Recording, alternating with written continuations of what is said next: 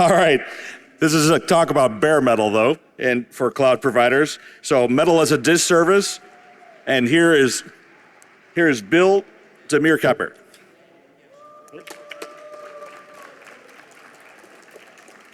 Thank you so much, everyone, for coming out again for another one of my talks. I'm really excited to be back here at DEF CON.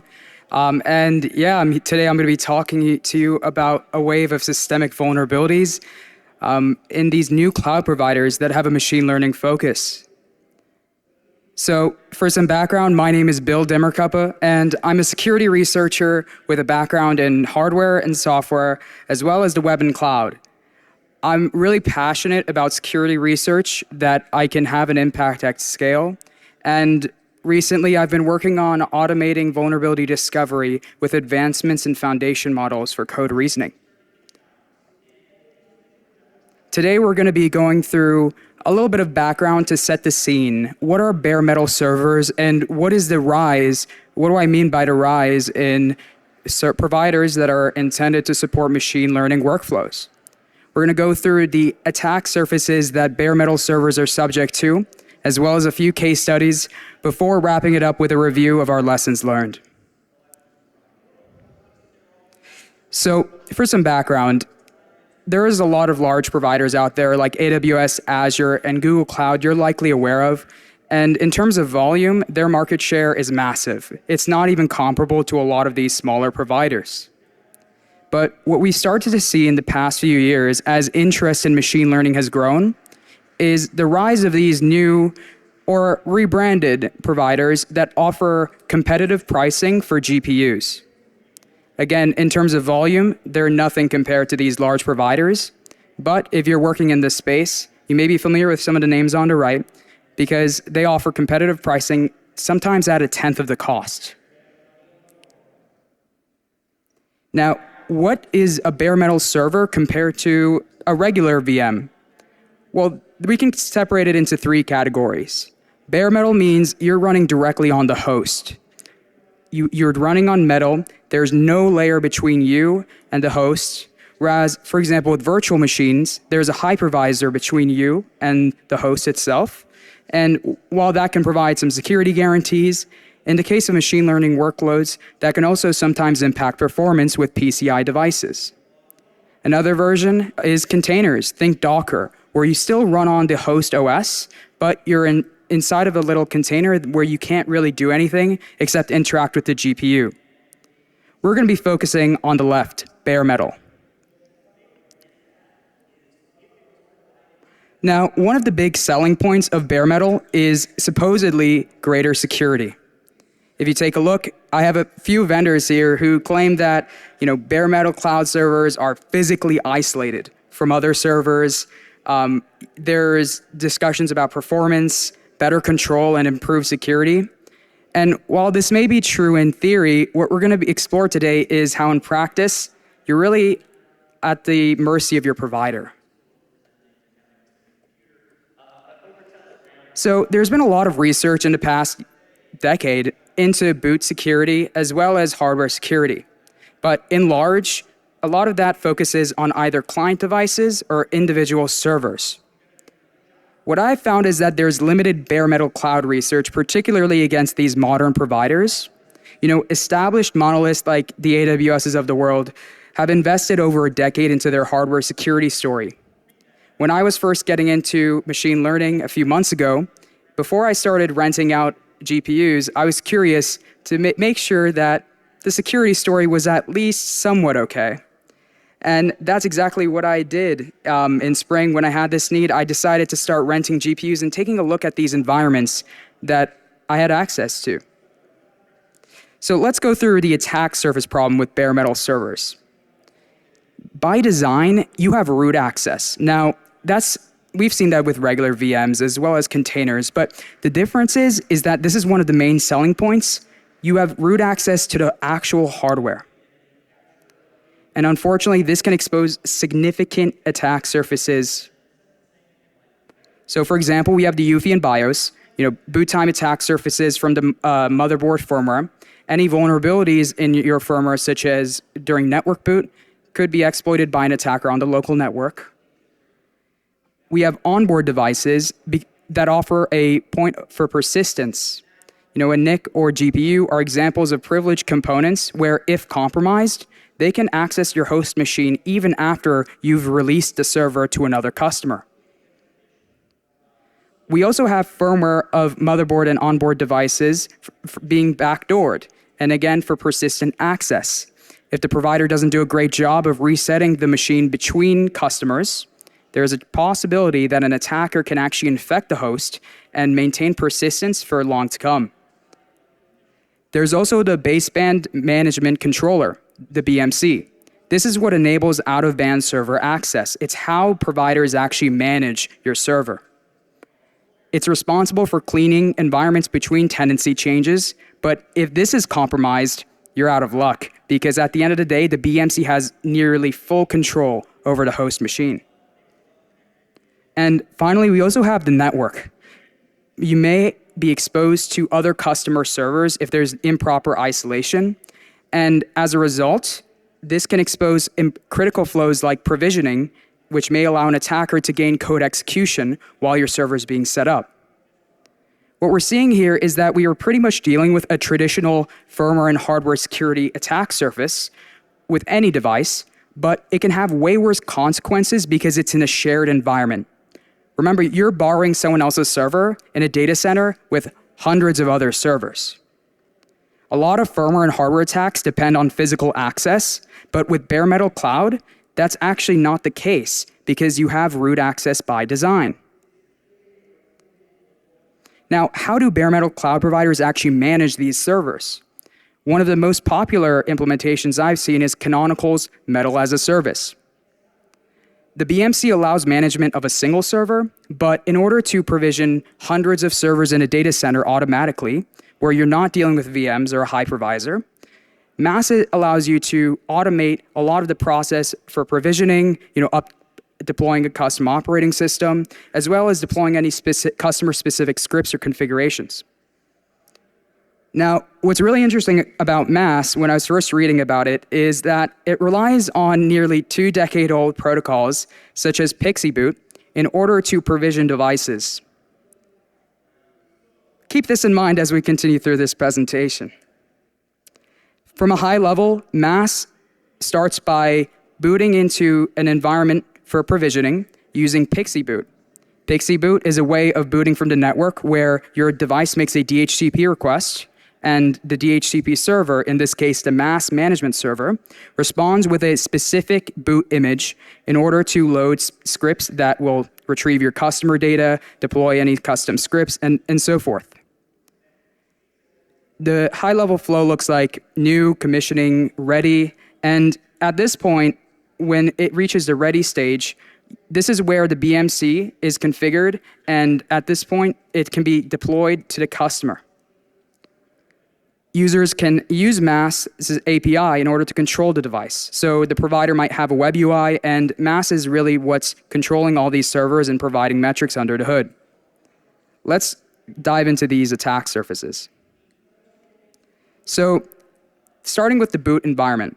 Bare metal servers often lack basic defenses like secure boot because, again, the point is customer control.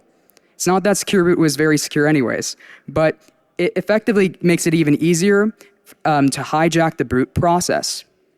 So remember how MAS was using PXE or network boot? Well, let's take a look at what that looks like.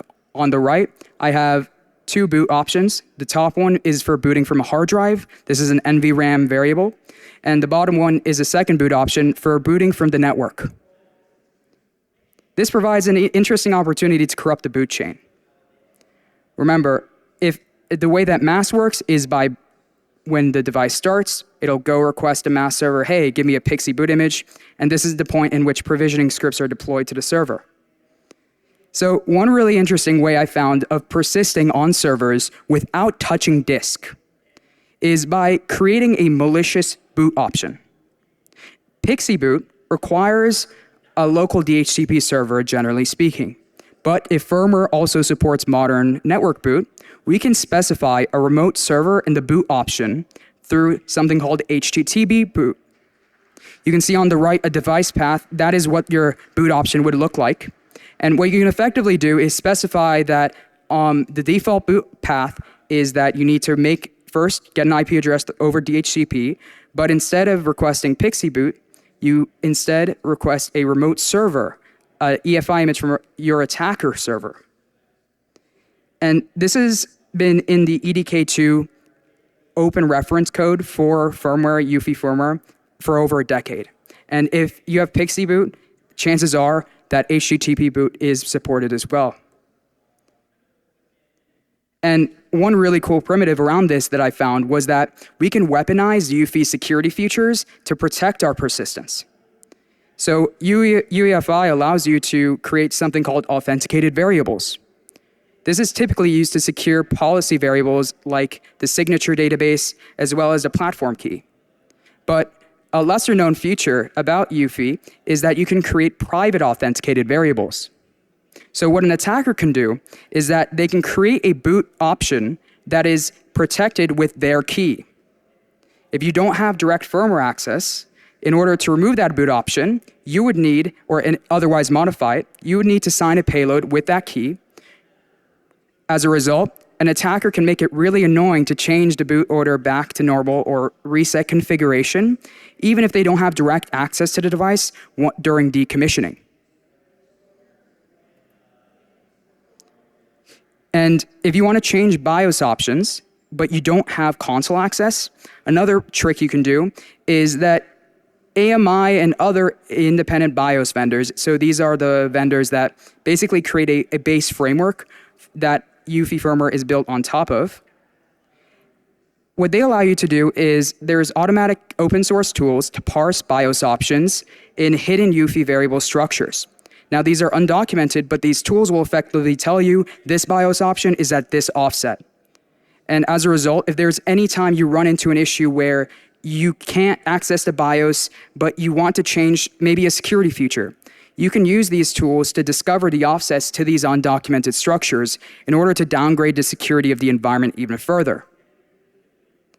While these variables that contain the setup options are often no runtime access, and what that means is after you exit boot and you go into the operating system cannot directly modify these variables. There's a lot of other opportunities you can use, such as booting from a custom EFI image on next boot, just by changing the boot order and writing a simple, nearly hello world EFI application in order to directly set these variables and the offsets that you're interested in. If you're interested in learning more about BIOS hacking, there's great forums out there like WinRaid and Badcaps that have a lot of discussion on this exact topic. Moving on to the BIOS.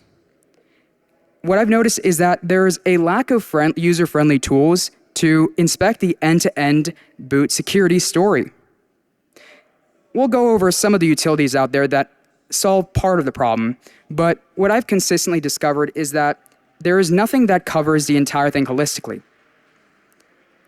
So starting with basic enumeration, just some simple Linux commands, you can install DMID code, which is going to dump some BIOS data. This is useful for understanding just details about your environment. What type of server are you running on? What type of motherboard are you running on? What is the BIOS version?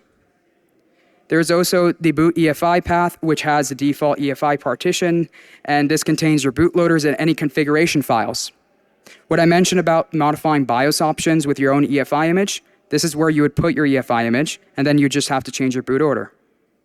There's also the sys firmware path, which allows you to interact with various firmware information and settings.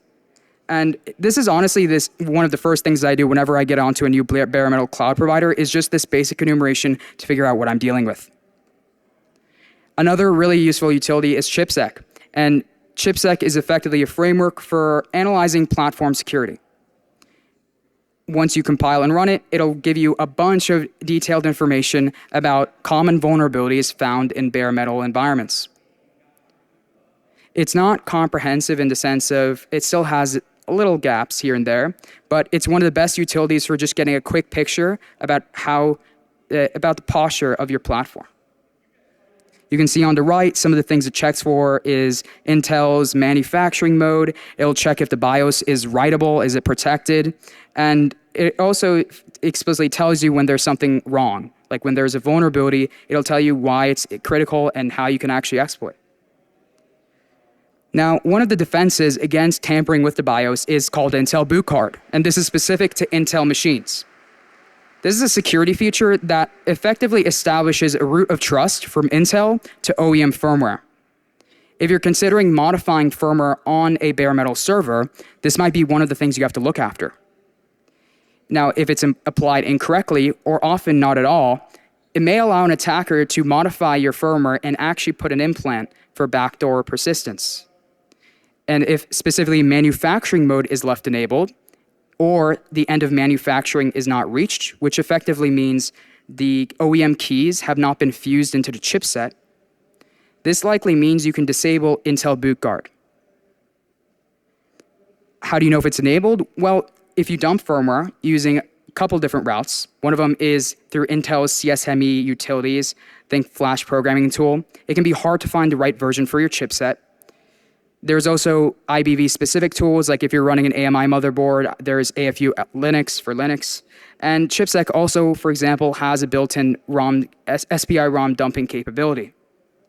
Once you have your firmware, you can open it up in a utility called UFI tool. And if you see these colored regions here on the left, yellow means it's partially protected, and then red means it's definitely protected. This can be a quick way for you to explore what parts of your firmware are going to be under scrutiny, being checked for their integrity. It might be worth actually exploring some of the unprotected volumes for opportunities to inject code. On the AMD side, there's something called AMD ROM Armor. This is a near equivalent to Intel Boot Guard, and like Intel Boot Guard, it provides integrity of the SPI flash firmware. I'm going to be honest though, empirically, it's rarely secure in practice. How do you know if it's secure? Well, there's this great open source utility just like ChipSec called Platbox from IOActive. This allows you to do basic audits of your environment, and it has a few features that are quite capable with AMD devices. Nearly every machine I've tested with AMD and Platbox usually has one or two big problems in them. And one of the other cool parts about Platbox is it also enables flash access, including read and write. So let's say that you do have flash access and you can write to firmware. You're not dealing with signature verification, or maybe the module that you're replacing is not in a protected region. What does that actually look like? Well, the UFI tool, specifically version 0.28, allows you to actually replace parts of the UFI firmware with your own image. Now, there's some tutorials on BIOS modding forums in order to, for example, change modules or remove certain modules to unlock certain capabilities. But personally, my favorite has been the game hacking community recently has published some really cool work around, for example, backdooring SMM. And there's open source projects that have full tutorials. If you're interested in learning more about how to actually backdoor a UFI firmware image, this project, SMM Infect, is a great place to start. For example, we can replace an unutilized SMM image with a malicious EFI driver that allows us to maintain persistence after we've released our bare metal server to another customer. So, we've discussed firmware persistence by modifying boot options and executable code, but how do you actually defend against this? Well, the real key is that you need to make sure to reflash nearly every part of your device whenever you're provisioning between customers. When I let go of my customer server and if I had bare metal access, you should go ahead and reset the BIOS to a stock image. Now, the how actually depends on your hardware, and this is one of the tricky parts about being a bare metal cloud provider. So some of the larger providers like AWS, etc., they have these platform resiliency chips that can not only reset firmware as needed, but can even detect tampering as it happens. Some BMCs also have similar capabilities, but it's really up to the provider to use them. For example, BMC Redfish interfaces are a way for you to access the BMC through a programmatic manner. But even if they offer the firmware reset or update capability, if you don't use it, and if the provider doesn't use it, then there's nothing stopping an attacker from backdooring your firmware, releasing the server, and then letting another customer unknowingly use a compromised server. OpenStack Ironic, a mass equivalent, does offer the capability to reset firmware automatically as part of the cleanup flow. But as far as I'm aware, MAS itself, which I've seen in several bare metal cloud providers, does not have a default automated cleanup flow for firmware. One of my favorite primitives for exposing vulnerabilities in protected code is downgrading to an older version. Let's say that you're dealing with an environment where you just can't figure out Intel bootguard, AMD ROM armor, or whatever it may be, but you want privileged access to firmware. What you can do is that you can use traditional flashing techniques, but instead of using a firmware with your malicious module, you first downgrade the BIOS to an old version that has vulnerabilities.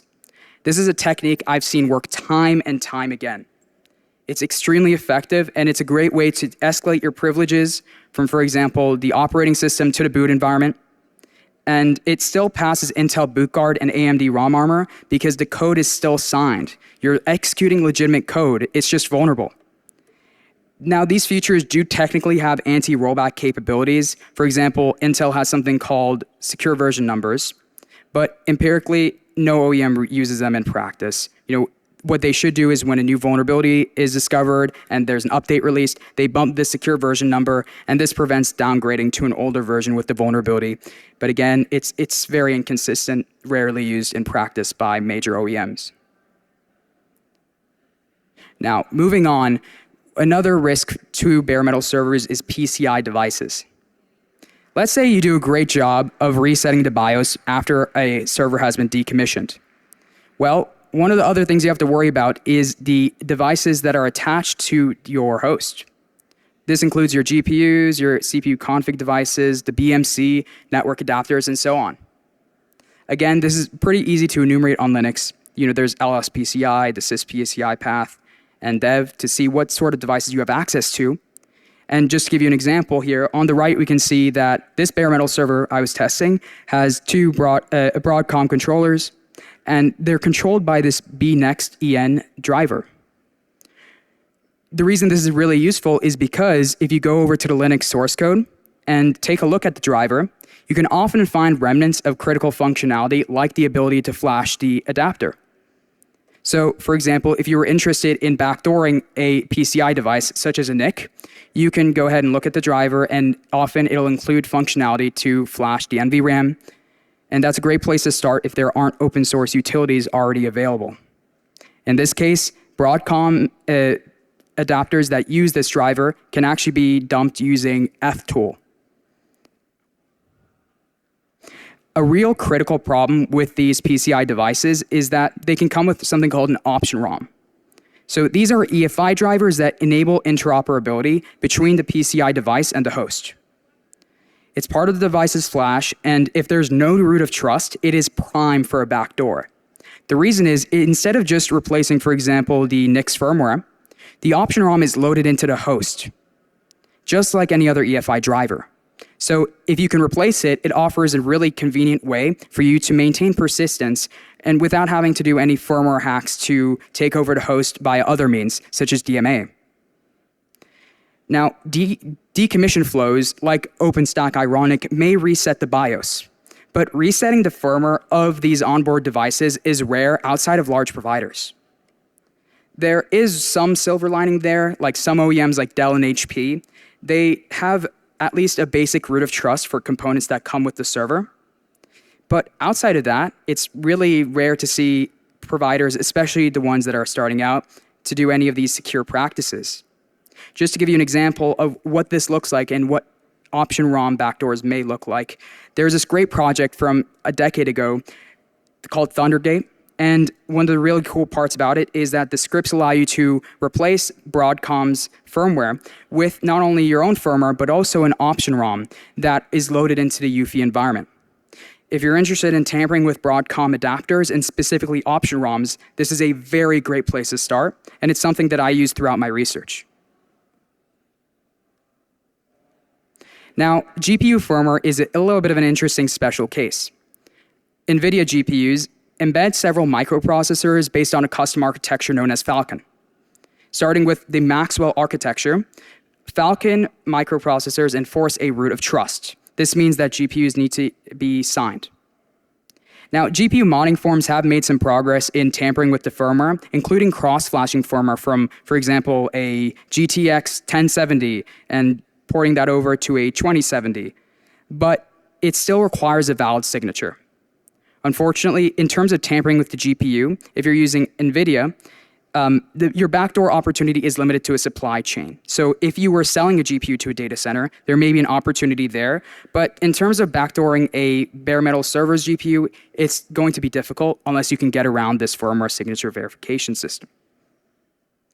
Now, most of the attack surfaces we covered require specialized tooling, but where do you actually find them? Well, you can look at the target vendors, public utilities, but nowadays, a lot of vendors, I don't know, like Supermicro, what they'll do is that their tools will enforce signature verification, even if technically it's not required at all. There are some leaks on BIOS modding forums like WinRAID and Badcaps, and you can look on virus scanning platforms as well. And on the right, you can see an example of looking for open directories with specific Intel utilities. But my favorite has been scraping OEM driver packages. So for example, let's say you want to go get a Dell driver.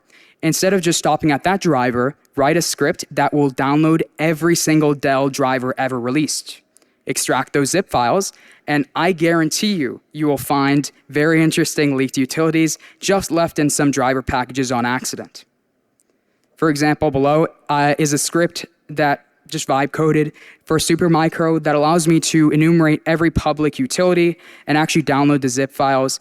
And this is how I was able to get certain tools that allowed me to flash the BMC without actually needing to run into the firmware verification problem that the new equivalent tools had. Moving on to the BMCs, so this is again the heart of your data center server. It enables remote management and monitoring, and it's going to be independent of the operating system and the CPU. You can see a diagram below from Cloudflare that kind of discusses what this looks like, but effectively it's a chip on your server that allows the server to be managed remotely, and even if the actual host is powered off, if the BMC is turned on, because it's kind of like a tiny PC inside of your server, it allows full management. For example, you can access your KVM console, etc. And what I found is that this is actually a prime target for finding vulnerabilities in order to backdoor your device. It requires significant time investment, but if you're willing to put in the time, almost always there is some issue that allows you to backdoor the firmware. So, for example, if the BMC exposes itself to the host, in order to enumerate it, you can use utilities like IPMI config and IPMI tool. On the right, you can see a command where I dumped the BMC config for one of the servers that I was granted access to. And if you want to find easy, low-hanging fruit, look for proprietary customizations on top of the base code. So think, for example, ASUS. ASUS may use MegaRack as a base, but ASUS will add a bunch of customizations on top of this base BMC firmware. And that code, because it's specific to ASUS, is far more likely to contain vulnerabilities, whereas the BMC underlying code does still contain vulnerabilities, but it's going to be looked at far more. Just to give you an example of interesting features that I've discovered is there's proprietary undocumented commands to reset a BMC to stand stock. And if you can do that, well, you can just take over it because it has default credentials. And you really have to go to Google and look into the documentation for these, but I found multiple instances where by sending a undocumented IPMI tool command, you can just reset it to stock, and at that point you have admin access through the default credentials, and you can reset the BMC firmware to largely whatever you want, depending on the firmware verification present. So depending on the configuration, the BMC may also allow host or out-of-band control through something called the keyboard controller style or serial over LAN. These are known as KCS and SOL channels. Some tools offer greater access at boot, so if you execute a UFI shell and you run some of these tools, it'll allow you to interface with the BMC with greater capabilities than the OS tools allow you to. And similar to the whole modifying BIOS options trick from earlier, you can write a startup script for a UFI shell to run commands and exit. A diagram below shows kind of all the complexities and different ways that you can interface with the BMC. And each one of these are a great opportunity to look into by default, does it allow access? And if so, what is the privilege level of that access? Another really important point is that just because the official tool from a vendor says that you can't modify firmware, that doesn't mean you can't modify firmware. In this example, I was dealing with a server where the official tool, GigaFlash x64, told me that my modified and backdoored BMC firmware did not match the BMC firmware's signature verification mechanism. But when I found another vendor's tool for the same BMC chip, the AST25000, what I found was that I could easily flash the target chip because at the end of the day, the signature verification I was seeing was just client-side. So again, target vendor may enforce restrictions in their flash tool, but another vendor's equivalent for the same chip may not. And not all BMC firmware is created equally. For example, what I mentioned earlier around whether your BMC has signature verification, well, for one of the servers I was dealing with, which was an X11 Supermicro server, I found something interesting where the firmware was signed, but technically it wasn't really enforced. So here, Supermicro's documentation says that for these X11 and H11 generation systems, Supermicro has added the capability to cryptographically sign the software, but you keep reading and you realize, wait a minute, because of backwards compatibility, it's not enabled by default, it's not actually stock at all, and it's just an example of just because you see firmware signature verification doesn't mean that it's actually there in the first place. In this case, what you could do is you can downgrade it to an older version of the BMC firmware that has a vulnerability, or you could also largely use these other vendor tools to take over the flash without having to worry about signature verification in the first place. So again, firmware assigned, flash with a valid but vulnerable version, and look for vulnerabilities in other vendors who use the same BMC chip. Just as a few examples, Binarily has found several vulnerabilities inside of Supermicro's BMC software. So, for example, even if you are dealing with a Supermicro environment that has signature signed firmware, you can downgrade it to an older version before 2024, and you may be able to actually abuse these vulnerabilities in order to flash it again with your own image. Moving on, another serious risk to these bare metal environments, and one of my most favorite, turned out to be the network. Bare metal servers are subject to a similar threat model to that of any data center server, except it's way easier to get access. You don't need to phish anyone, you don't need to compromise an employee and then pivot onto the data center network, whatever it may be. This is by design root access to data centers.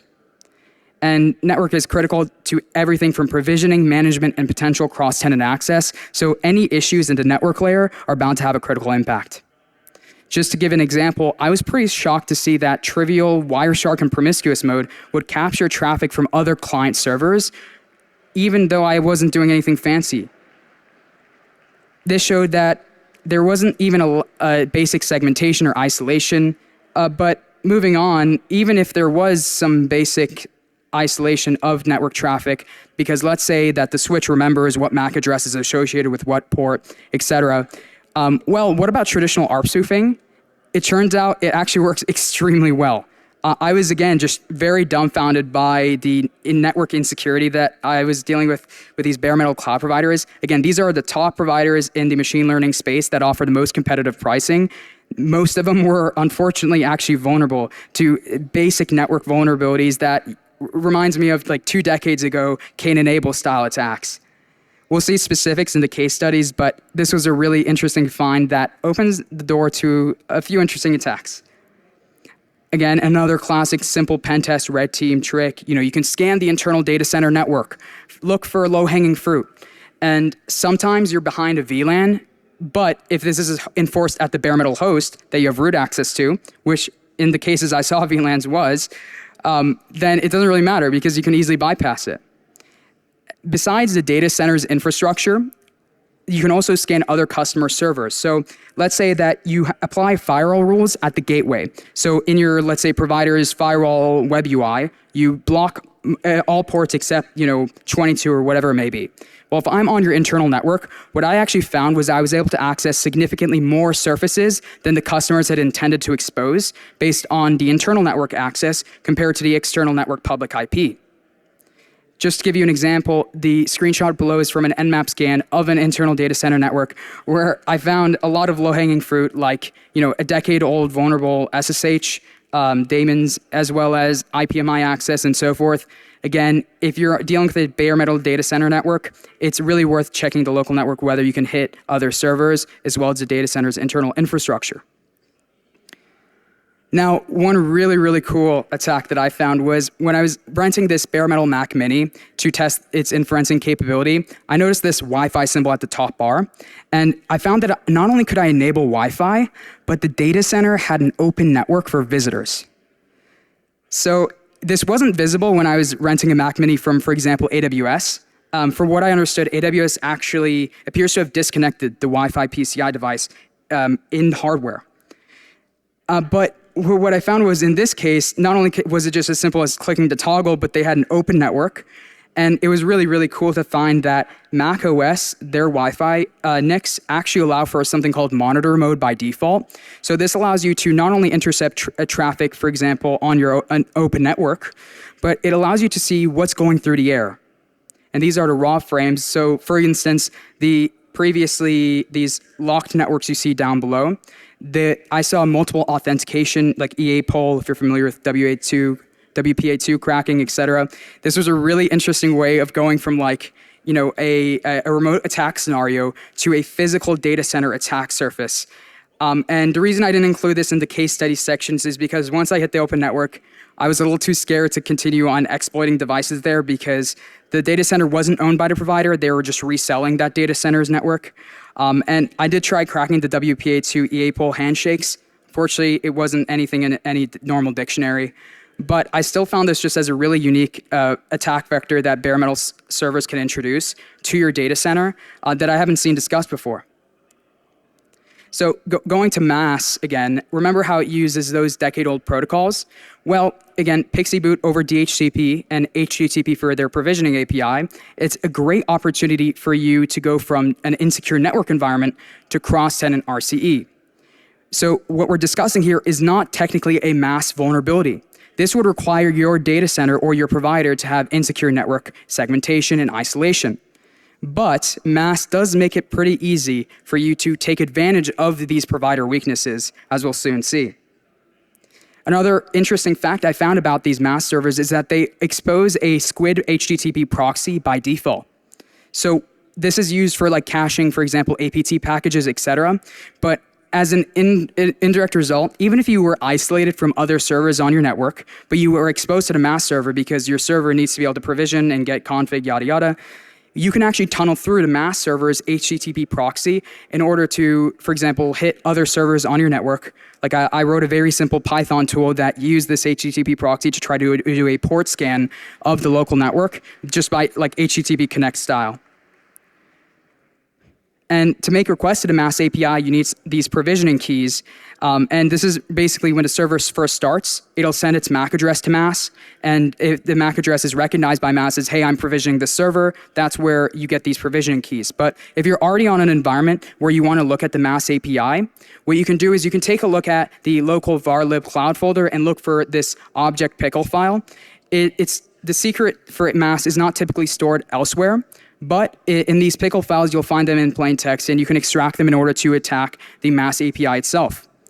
And another interesting primitive that I found was that if you need a MAC address of another server on your network being provisioned, there's actually a race condition where you can go ahead and race the registration process where you claim to be this MAC address, and you receive the provisioning keys instead of the real server. In practice, what this means is that if a customer had, for example, specified custom credentials, let's say a password, or maybe they had their own scripts that runs at initialization. What this would allow you to do is access those customer config and scripts otherwise, and for example, get access to customer-specific API credentials. Let's move on to a few case studies. So again, one of the most simple vulnerabilities that I discovered was just promiscuous mode on bare metal servers. In this case, this vendor, I was seeing traffic from other servers without actually having to do anything special like ARP spoofing or anything like that. One of the really interesting things I saw on the network was these DHCP offers from the gateway when servers were being provisioned. You can take a look on the right as one of these packets, but what it allows us to really do is, because we can see the DHCP offer as well as the request on the network, When we detect one of these DHCP discover requests, we can respond with a malicious PXE URL and server and feed the server our own EFI image to execute at boot. This is a way for you to go from, again, a network vulnerability into remote code execution. Another attack here is that when you detect that DHCP discover, you register on that server's behalf and get access to customer config. If you see DHCP traffic on your bare metal provider's network without doing ARP spoofing, this is a great attack to go from, again, the network to RCE and information disclosure.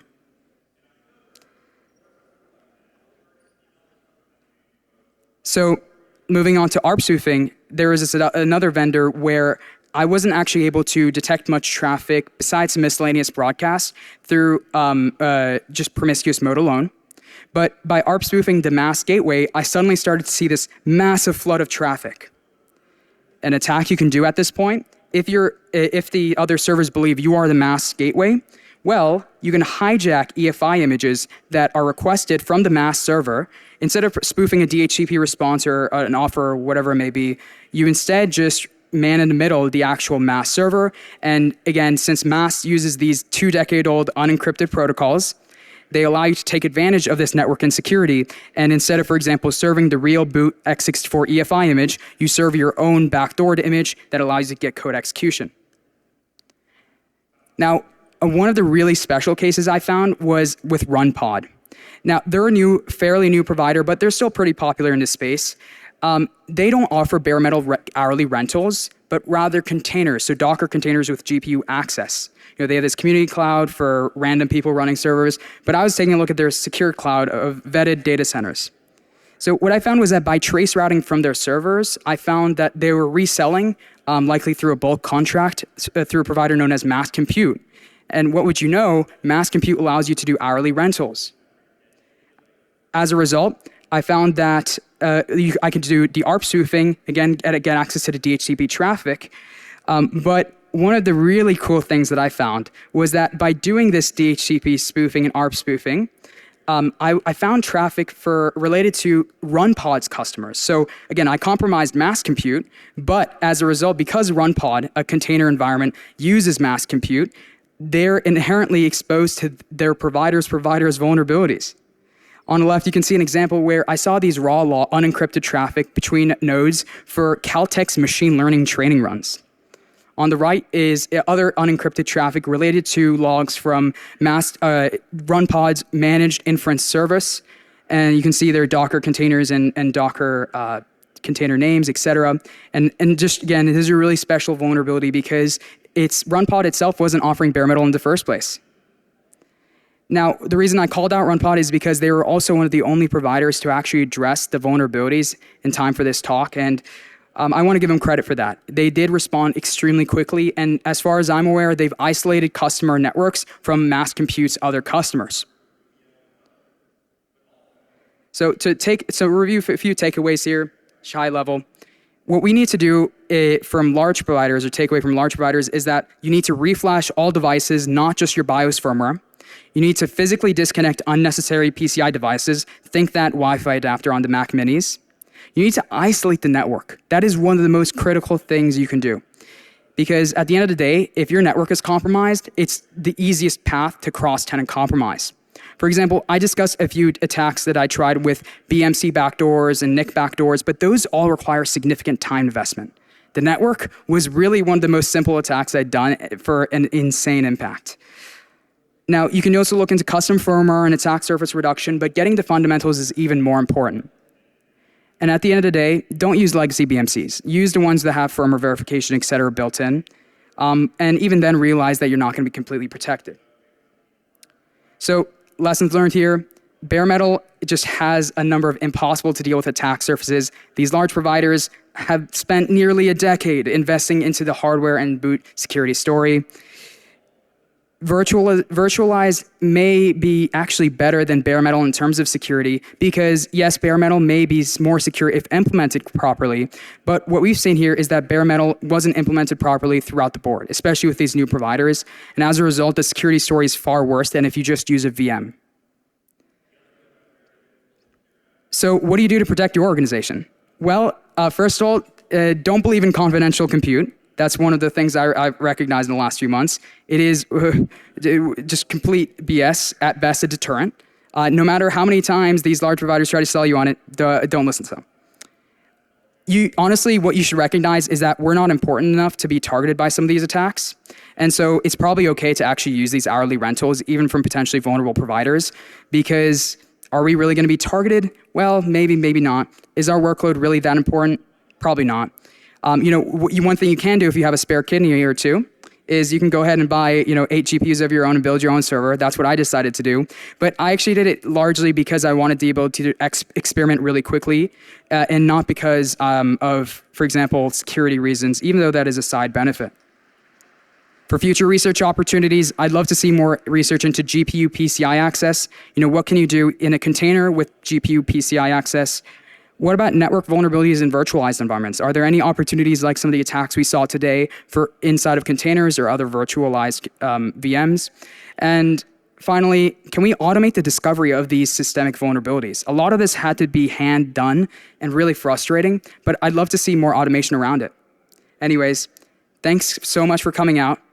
We're out of time for questions, but you can find me outside in the hall right after if you have any. And yeah, if you miss me, feel free to DM me on Twitter with any questions as well. Thank you so much.